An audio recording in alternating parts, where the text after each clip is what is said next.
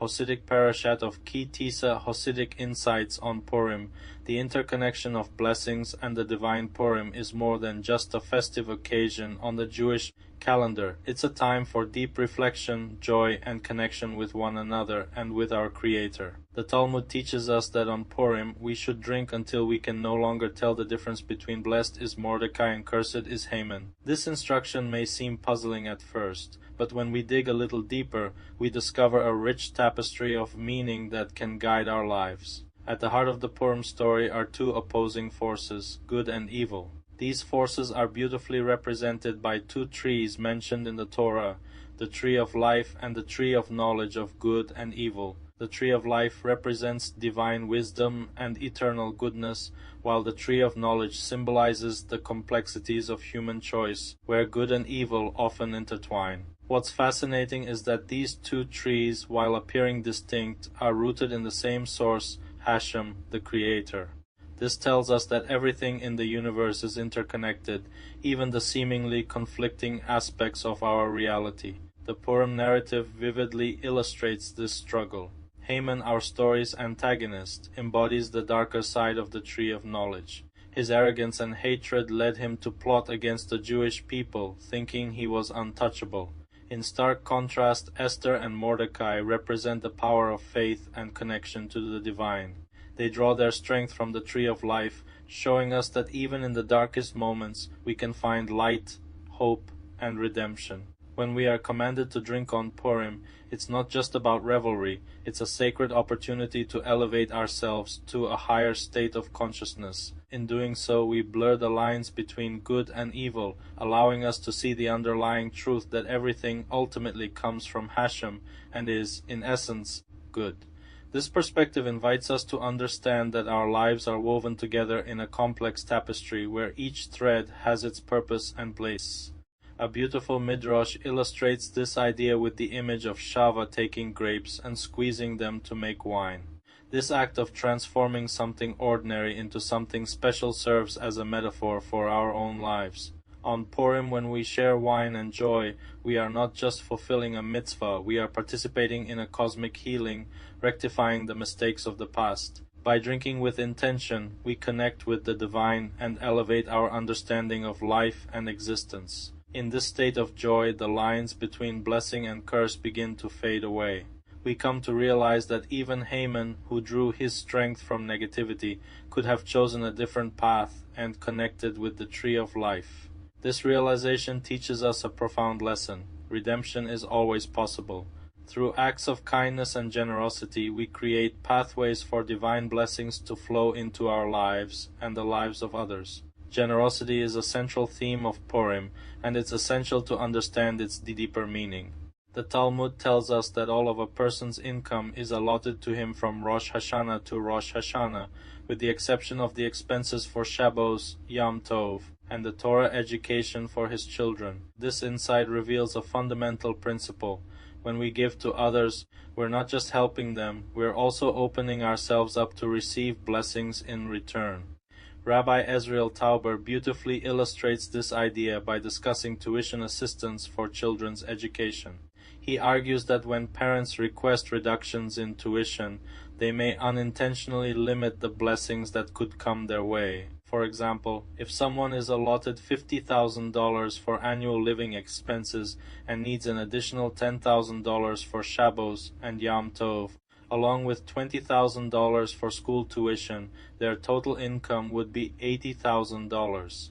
However, if they receive a $15,000 reduction in tuition, their overall income drops to $65,000.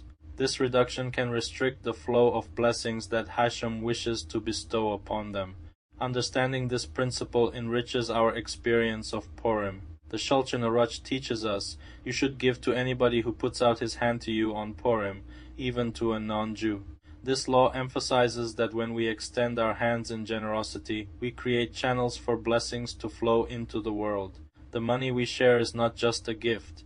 It's a means of connecting with others, enriching our own lives, and fostering a spirit of unity and abundance. As we celebrate Purim, let's remember that our acts of giving, whether it's through charity or simply sharing our joy, have the power to transform both our lives and the lives of those around us. When we come together in celebration, we not only honor the miracles of the past, but also create new connections and experiences that bring us closer to one another and to Hashem. In conclusion, Hasidic teachings surrounding Purim invite us to rise above our limitations, embrace the interconnectedness of all creation, and recognize the divine goodness that permeates our lives. As we lift our cups in celebration, let's do so with gratitude and joy, acknowledging that the blessings of Mordecai and the lessons learned from Haman are woven into the fabric of our existence. May our revelry on Purim elevate our spirits, inspire us to spread kindness and joy, and help us recognize the divine light that unites us all. In this way, we not only fulfill the mitzvot of the day, but also contribute to a more loving and interconnected world. The wonder of wonders, embracing divine providence in the tapestry of life in the heart of Jewish tradition, few stories resonate as deeply as the tale of Purim. This narrative is not just a recounting of events. It's a rich tapestry woven with themes of faith, resilience, and the guiding hand of Hashem helping us navigate the complexities of life. At its core, the Purim story unfolds with a series of seemingly random events that reveal a greater purpose, an intricate dance of fate that leads to salvation and hope. Imagine a young Jewish girl named Esther who, against all odds, rises from a humble background to become the queen of the vast Persian Empire. Her story is not just about royal robes and grand feasts, it's about courage, identity, and the power of standing up for what is right. Alongside her is Haman, a proud official whose ambition blinds him to the humanity of those around him. As the plot thickens, we see Esther's bravery shine, especially when she risks her own safety to save her people. This is a tale that speaks to the heart, illustrating how ordinary individuals can rise to extraordinary challenges. Esther's journey reminds us that within each of us lies untapped potential. Her rise to power is not just a stroke of luck. It's a testament to her strength and the divine guidance that accompanies her. Esther's story echoes the struggles we all face, the moments when we feel powerless or lost. Yet her courage serves as a beacon of hope, encouraging us to recognize that we too can find strength within ourselves, even in the darkest of times. Haman's arc, fueled by arrogance and hatred, juxtaposes sharply against the unwavering spirit of Mordecai, Esther's cousin. His refusal to bow before Haman is a powerful act of defiance, symbolizing the resilience of a community that refuses to be silenced or oppressed. Mordecai's bravery inspires those around him, and together they unite in prayer and fasting, demonstrating the profound strength that comes from community and shared faith. In a world that often feels divided, their collective response reminds us that we are stronger together, that unity can spark change, and that even in the face of adversity, hope can flourish. As we reflect on these themes in the Purim story, we are nudged to consider the divine providence that exists in our own lives. Like the characters in the Megillah, we often find ourselves in situations that seem chaotic and confusing. In those moments, the teachings of the Chassidic Haram encourage us to dig deeper, to trust that there is a greater plan at work, even when it feels hidden from our view. Life's challenges may feel overwhelming, but they can also be opportunities for growth and transformation. Just as Esther embraced her role in the unfolding narrative, we too can find our place in the larger story of life, trusting that our experiences contribute to a meaningful tapestry. The idea of divine providence continues to resonate in our daily lives, particularly when we consider the symbolism of the half shekel. The Torah instructs us to bring a half shekel as a contribution, representing the duality of our existence, our physical selves, and our spiritual essence. Rabbi Chanek Chenek of Alexander offers a beautiful interpretation. Our souls are a reflection of the divine, while our bodies require our effort to elevate them. This duality invites us to engage actively in our personal growth, to find ways to integrate our spiritual aspirations into our everyday lives. This notion of wholeness is beautifully mirrored in the observance of Shabbat, a cornerstone of Jewish life. Shabbat isn't just a break from the busyness of the week. It's a sacred time to reconnect with ourselves, our families, and the divine.